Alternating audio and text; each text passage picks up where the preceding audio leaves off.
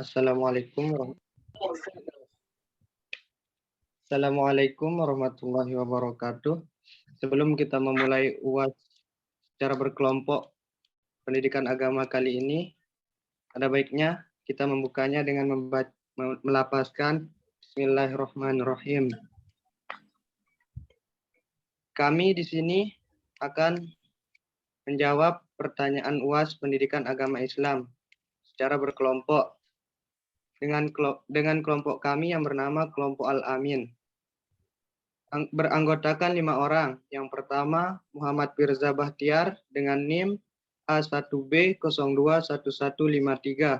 Yang kedua, lalu Muhammad Alpan Alwi Fahmi dengan NIM A1B021136. Yang ketiga, Sari Nur Amaliyah dengan NIM A1B021051. Yang keempat, Mirna Agustina dengan NIM A1B021149. Dan yang terakhir, Muhammad Hafid Effendi dengan NIM A1B021150. Untuk pertanyaan pertama akan dijawab oleh Sari Nur Amaliyah. Padanya dipersilahkan. Baiklah, saya Sari Nur Amaliyah dengan NIM A1B021051 dari kelas manajemen B. Saya akan menjawab pertanyaan nomor 1. Pertanyaan nomor 1 itu, sebutkan dan jelaskan kaidah-kaidah dasar fikih dan sebutkan 5 contoh implementasi kaidah dasar fikih dalam kehidupan sehari-hari di daerah kalian. Ada terdapat 5 kaidah umum dalam hukum fikih. Yang pertama, perkara tergantung tujuannya. Kaidah fikih ini berasal dari hadis Nabi, yaitu sesungguhnya amalan itu tergantung pada niatnya. Kaidah ini menegaskan bahwa setiap amalan yang dilakukan oleh seseorang akan sangat tergantung dari niatnya. Apakah amalan itu diterima oleh Allah atau tidak, itu tergantung pada keikhlasan niat orang yang beramal. Pada kaidah ini juga berarti bahwa setiap amalan mubah bisa menjadi contohnya dalam kehidupan sehari-hari pada kaidah fikih ini. Yang pertama ialah misalnya jika ada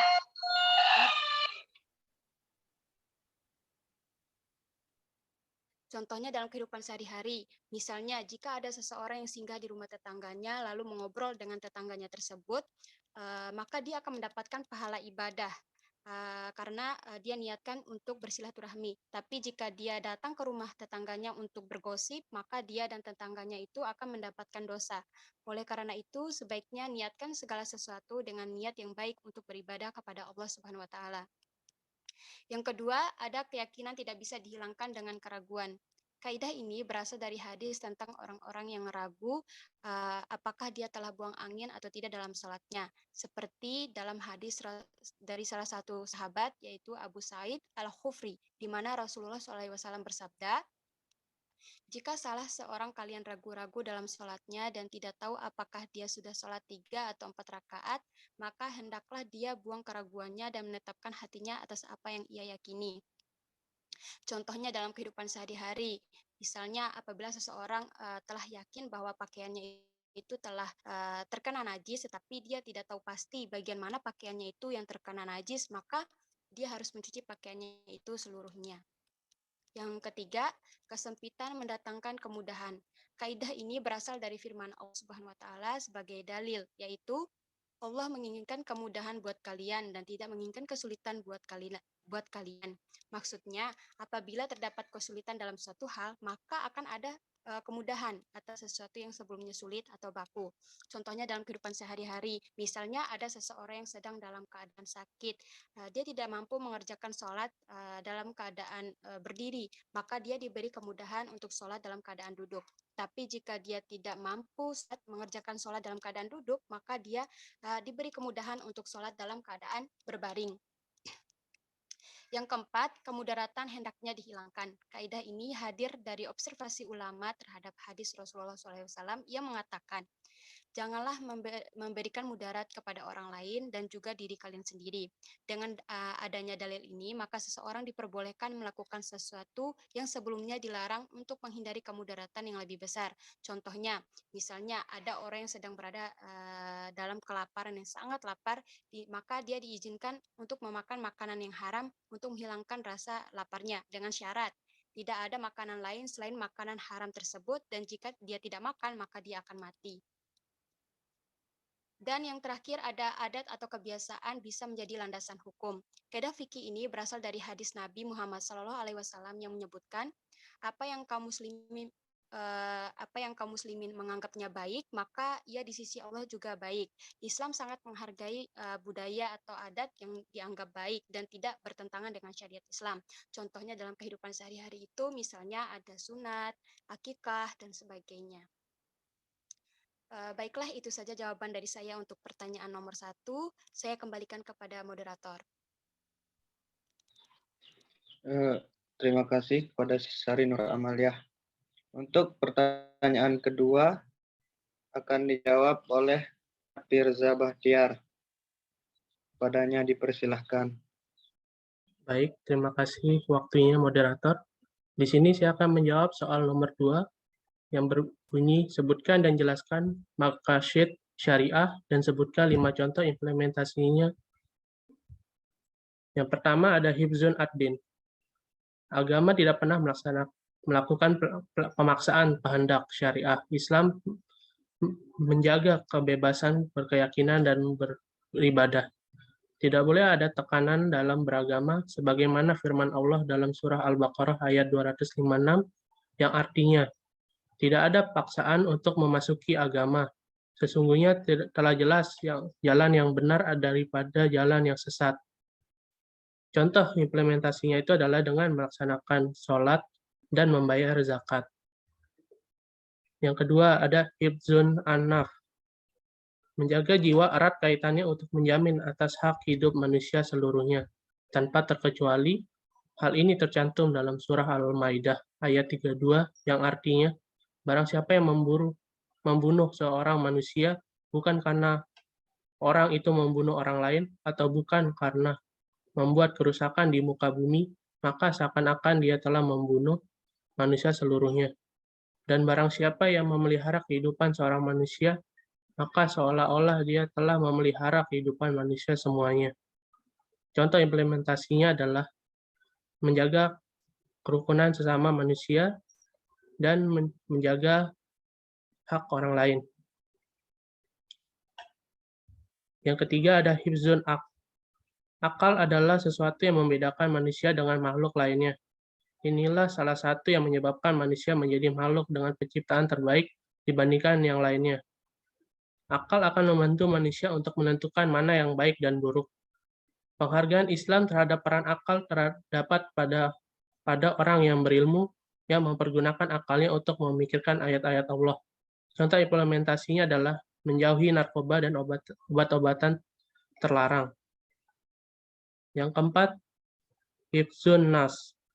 Salah satu poin yang penting dalam sebuah pernikahan adalah lahirnya generasi penerus yang diharapkan dapat berkontribusi lebih baik. Keturunan menjadi penting. Salah satu yang mencelakai penjagaan keturunan adalah dengan melakukan zina. Contoh implementasinya adalah dengan melaksanakan sebuah pernikahan. Yang terakhir, hifzun mal. Pembahasan perkara harta lebih ke arah interaksi dalam muamalah. Menjaga harta adalah memastikan bahwa harta yang kamu miliki tidak tersumber dari yang haram, serta memastikan bahwa harta tersebut didapatkan dengan jalan yang diridhoi Allah, bukan cara yang batil. Contoh implementasi adalah dengan melaksanakan jual beli dan mencari rezeki. Sekian mungkin jawaban yang bisa saya berikan. Saya kembalikan ke moderator. Terima kasih kepada Muhammad Firza Bahtiar. Untuk pertanyaan ketiga akan dijawab oleh saya sendiri. Atas nama lalu Muhammad Alpan Fahmi dengan NIM A1B021136. Dengan pertanyaan, banyak terjadi perbedaan-perbedaan dalam mazhab, baik itu akidah maupun fikih. Mengapa bisa muncul perbedaan-perbedaan tersebut? Sebutkan contoh-contoh kelompok tersebut dan kelompok mana yang menurut kalian benar, serta bagaimana kita menyikapi perbedaan tersebut. Perbedaan-perbedaan dalam mazhab dikarenakan perbedaan persepsi dalam usul fikih dan fikih, serta perbedaan interpretasi atau penafsiran para mujtahid. Contoh kelompok-kelompok tersebut diantaranya Syiah, Mu'tazilah, Khawarij, Asy'ariyah atau Ahlus Sunnah wal Jamaah, Qadariyah, Maturidiyah, serta Murji'ah. Menurut saya, aliran yang paling benar adalah aliran Asy'ariyah atau Ahlus Sunnah wal Jamaah. Dikarenakan hanya Asy'ariyah yang berpegang teguh pada Al-Quran, Al-Hadis, serta mengikuti ajaran Rasulullah SAW hingga para sahabatnya, khususnya Khulafaur Rasyidin. Cara kita menyikapinya,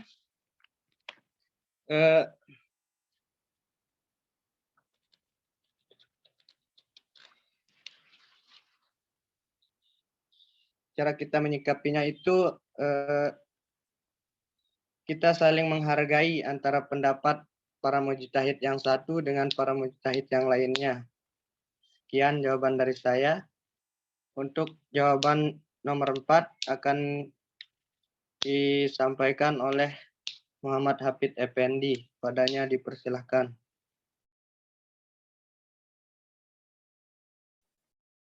Baik, terima kasih kepada moderator. Di sini sih ada. Saya untuk menjawab pertanyaan nomor 4. Pertanyaan nomor 4 adalah Indonesia sebagai negara dengan mayoritas beragama Islam tidak menerapkan hukum Islam dalam pemerintahannya. Apa pendapat kalian? Jelaskan dengan argumen kalian. Jadi jawaban dari saya itu adalah di Indonesia berlaku beberapa sistem hukum dilihat dari seri umurnya. Yang tertua adalah hukum adat, kemudian menyusul hukum Islam dan hukum Barat. Ketiga-tiganya memiliki ciri dan sistem tersendiri, tumbuh dan berkembang di dalam masyarakat dan negara Indonesia, Republik Indonesia. Karena itu sistem hukum di Indonesia disebut majemuk. Kedudukannya disebutkan dalam peraturan perundang-undangan dan dikembangkan oleh ilmu pengetahuan dan praktek peradilan. Hukum Islam sekarang sudah bisa berlaku langsung tanpa melalui hukum adat. Hukum Republik Indonesia dapat mengatur suatu masalah sesuai dengan hukum Islam, sepanjang pengaturan itu berlaku hanya bagi orang Indonesia yang memeluk agama Islam. Selain itu, dapat pula ditemukan bahwa kini dalam sistem hukum di Indonesia, kedudukan hukum Islam sama dengan hukum adat dan hukum Barat. Hukum Islam menjadi sumber bagi pembentukan hukum nasional yang akan datang, di samping hukum-hukum lainnya yang ada, tumbuh dan berkembang dalam negara Republik Indonesia. Dan penerapan hukum Islam di Indonesia dalam negara bukan individu dapat dimaknai dalam konteks tahapan atau tadaruj. Namun demikian, pemahaman mengenai gagasan penerapan hukum Islam secara bertahap mengerucut pada makna perjuangan untuk menerapkan syariat Islam yang bertahap. Bertahap di sini artinya diterapkan dulu secara formal yang telah disepakati, jika yang tidak disepakati dapat diperjuangkan secara substansional atau esensial. Lebih dari itu, tadarus dijadikan sebagai metode perjuangan melalui berbagai pendekatan yang relevan hingga substansi hukum Islam dapat berjalan dengan baik sesuai dengan konteks yang ada. Bukti hukum Islam sudah diakomodir di Indonesia yaitu adanya undang-undang yang bersumber dari Islam seperti Undang-Undang Peradilan Agama, Undang-Undang Perbankan Syariah, Undang-Undang Wakaf, Undang-Undang Zakat, Undang-Undang Haji, dan Undang-Undang Perasuransian. Sekian penjelasan singkat dari saya untuk jawaban nomor 4. Untuk soal nomor 4, saya kembalikan ke moderator. Terima kasih.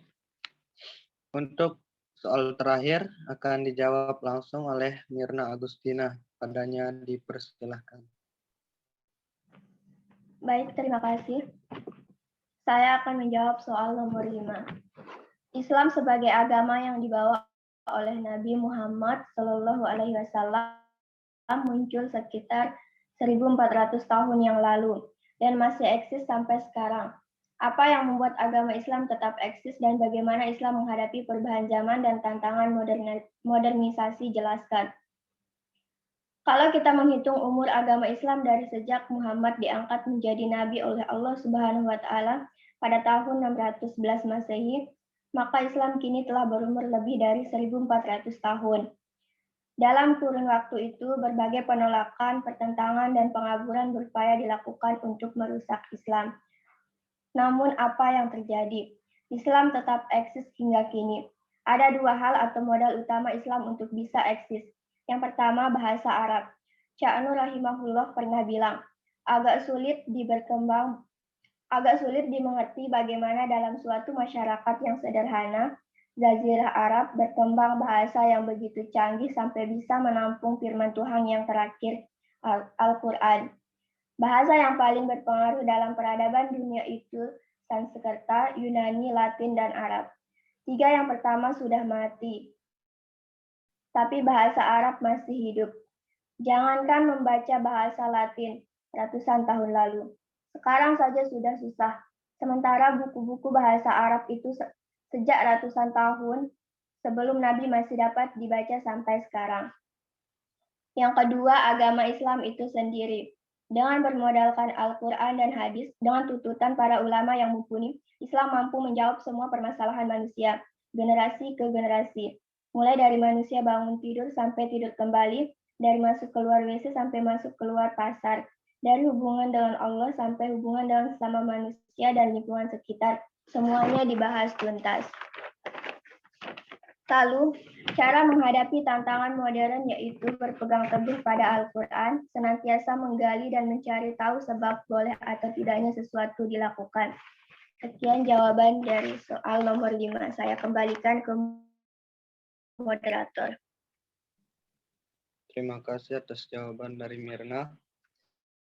Atas berakhirnya jawaban dari saudari Mirna Agustina, berakhirlah UAS kelompok kita pada pagi hari ini.